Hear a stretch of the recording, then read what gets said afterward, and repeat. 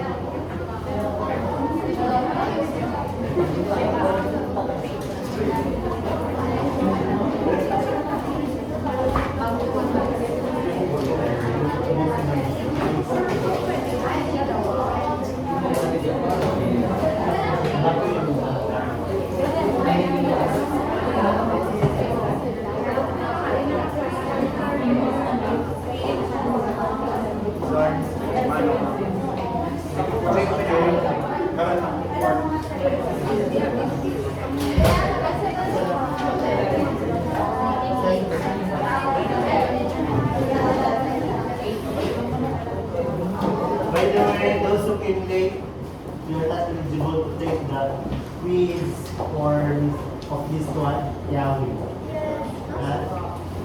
So because you're late, you're absent for the first day. In the second day, since you're already here, you can join. Pero next time you cannot enter the class. Speak up in Luwag ka lang. Sige. Dito na.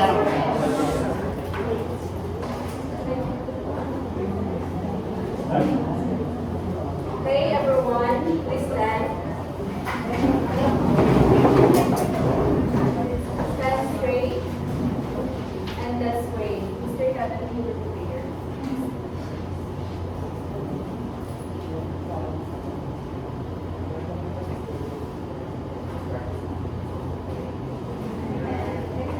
Good morning, class. Good morning, Mom. How are you today? We're good. Well, that's good to hear. So before you sit down, kindly arrange your chairs properly. Pick up your chairs and settle down and be quiet. Before we proceed, please be guided with our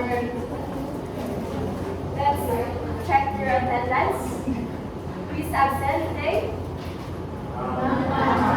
Very good. And then before we proceed, please remember our class rules. Please read. Listen to the teacher. Raise your hand if you want to answer. No using of cell phones. Our classroom rules clear? Yes, ma'am. Very good. Today, we're going to have a new lesson. But before we're going to proceed, we can give a short recap of our discussion last meeting. Yes, Rashid? Last meeting we discussed about literal and figurative language. Thank you, Rashid. So, any clarifications, reactions, or questions about last discussion? None, ma'am. Great, thank you. So, before we proceed, it's going to have an activity. So, these are the directions.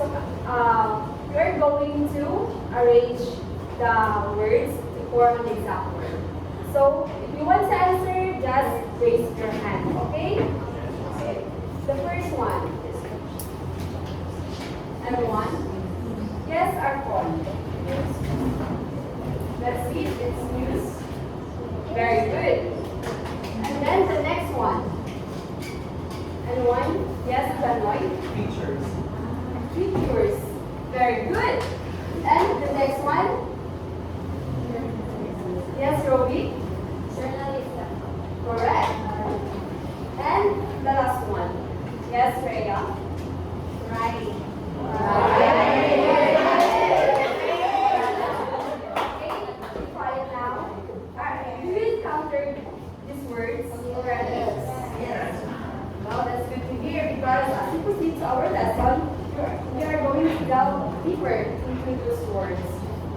Okay? So before that, brace yourselves because we're going to have another activity which is titled Marites. All you have to do is to guess the picture, and then if you want to answer, just raise your hand and then say Marites for you to be acknowledged. Is the instructions clear? Yes, ma'am. Very good. So for the first picture, anyone wants to guess the picture? Or one bebe?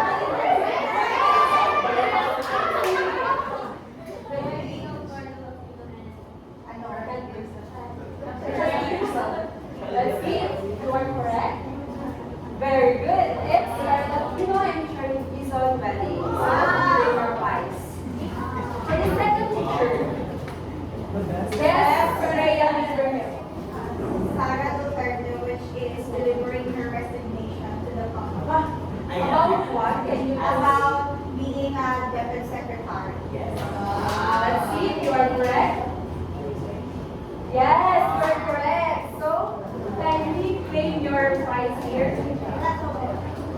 And then for the third photo, let's be quiet. For the third photo, what do you think it is? Yes, Anne-Marie. The war between Yes, you are correct. Be quiet now, class. Be quiet, be quiet. Let's see if you are correct.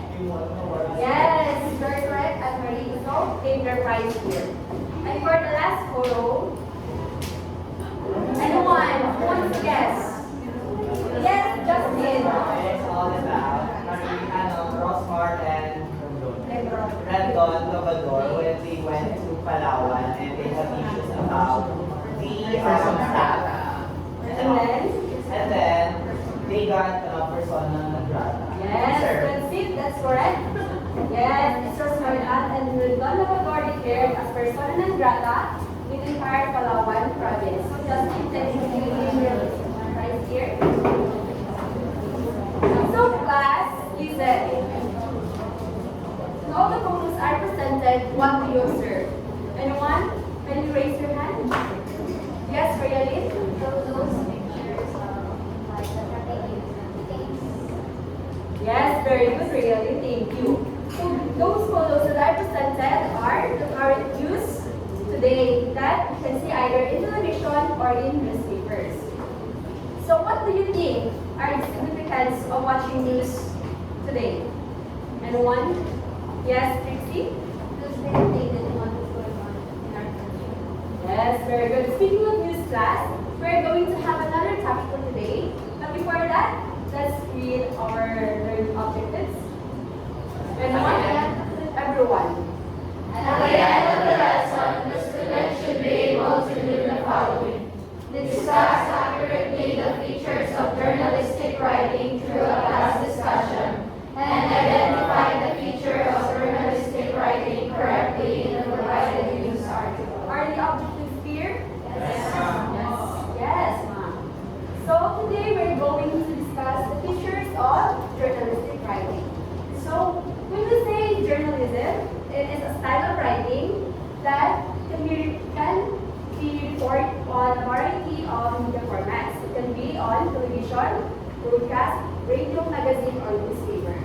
Another definition for journalism is the act of writing informative content that is intended to present on the audience to infuse facts with personal opinions in a convincing manner. Ma'am, what about journalism?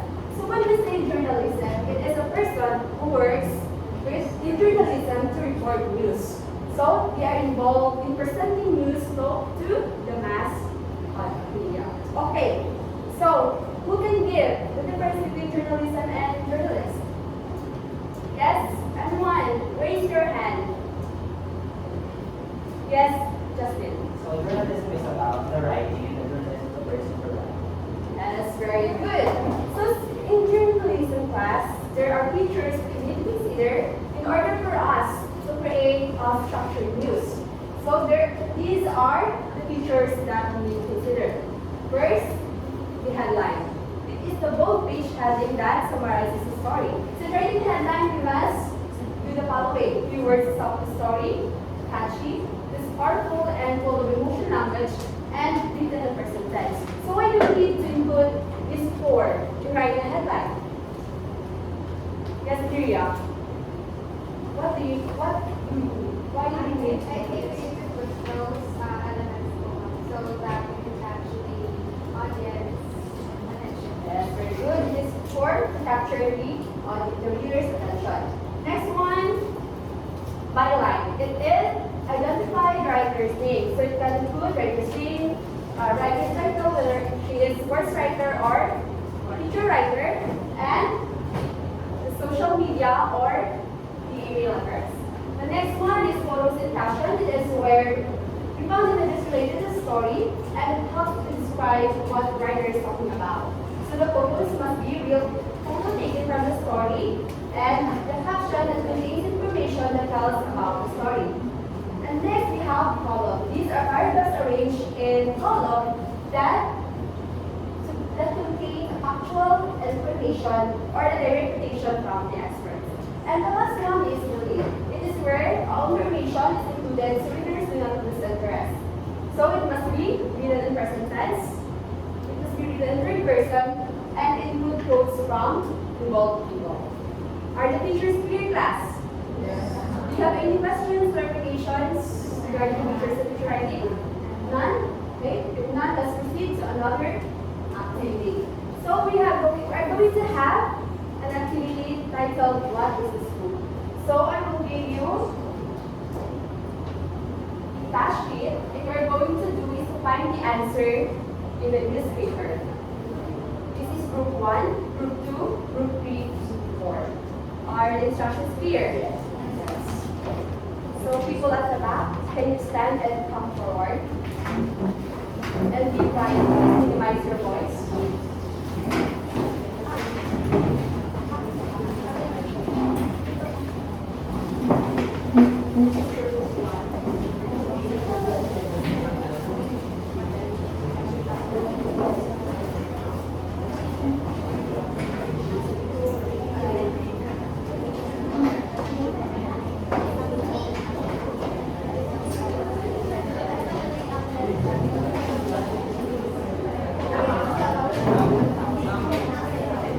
Everyone, please listen.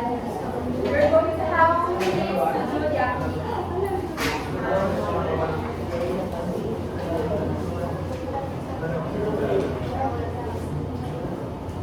Minimize your voice, please. Yes.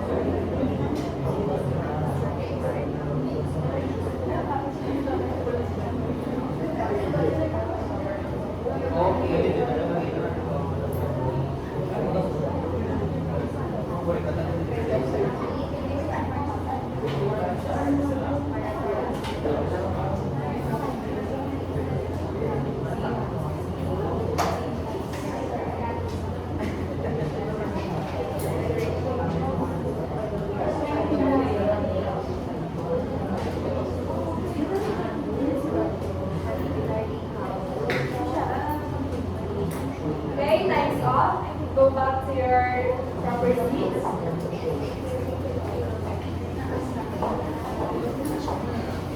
Go back quietly.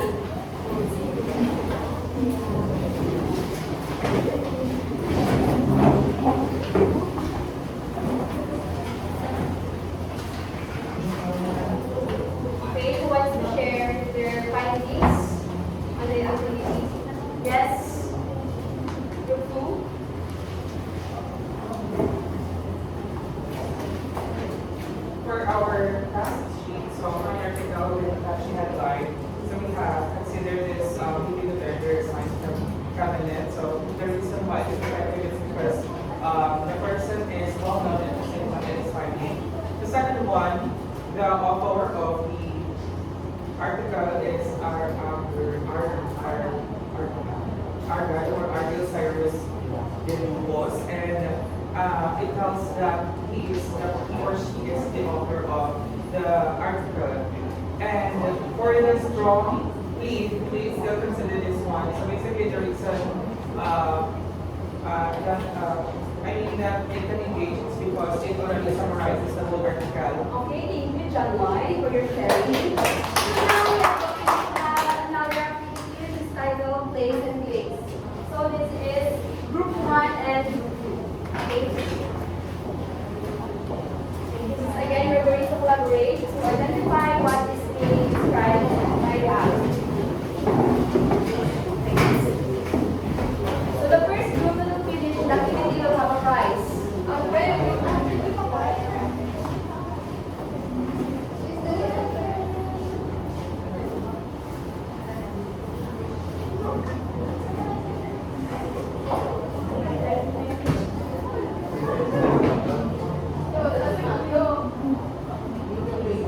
Based on the board, one is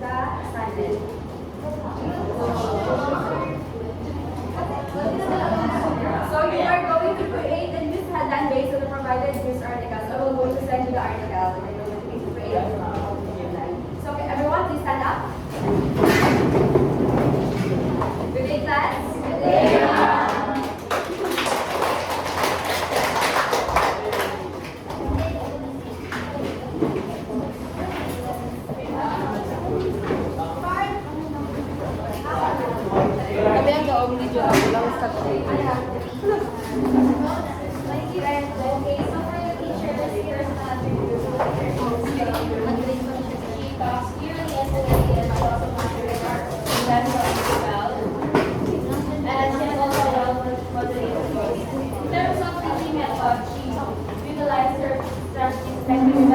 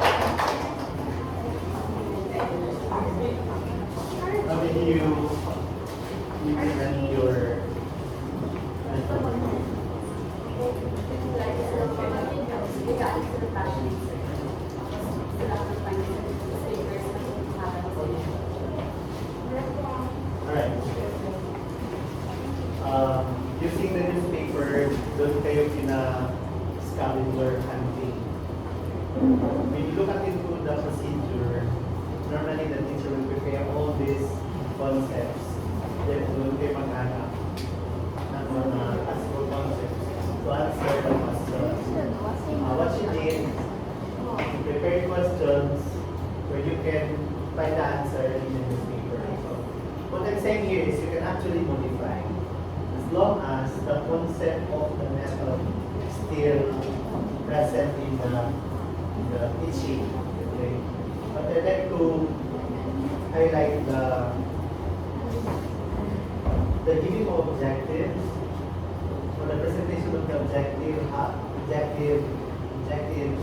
happen after the second activity.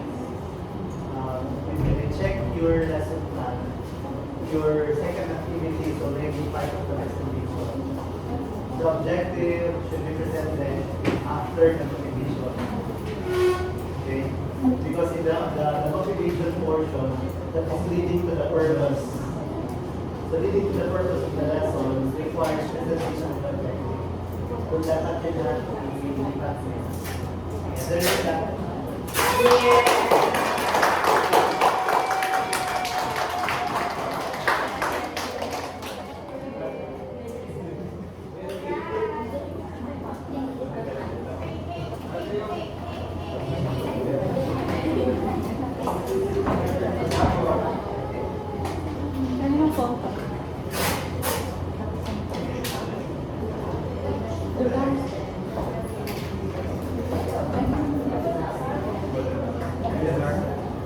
Double-sided naman yan. Double-sided ginagamit nyo. Bawal ang double-sided. Dapat scratch tape na.